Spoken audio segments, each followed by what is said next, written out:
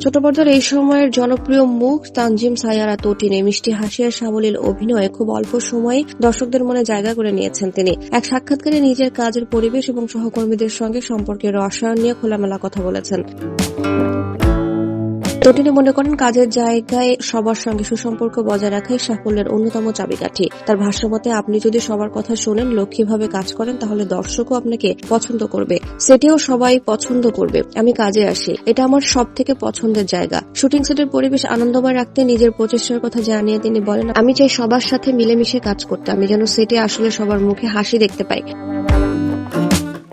আমাকে দেখে যেন সবাই খুশি হয় যে আপু সেটে আছে। তো আমি ট্রাই করি সবার সাথে মিলেমিশে কাজ করতে এবং ভালোভাবে কাজ করতে। আর অডিয়েন্স তো আছেই, পছন্দ করে। শোবিজে তটিনীকে অনেকেই লক্ষ্মী মেয়ে হিসেবে অভিহিত করেন। এই প্রসঙ্গে তটিনী তার নিজস্ব ব্যাখ্যা দিয়ে বলেন, লক্ষ্মী বলতে আমি কথা শোনার ট্রাই করি যতটুকু সম্ভব হয়। যেটা আমার মনে হয় যে সঠিক ওইটা করি, আর যেটা ভুল সেটা সুন্দর করে বুঝিয়ে বলি।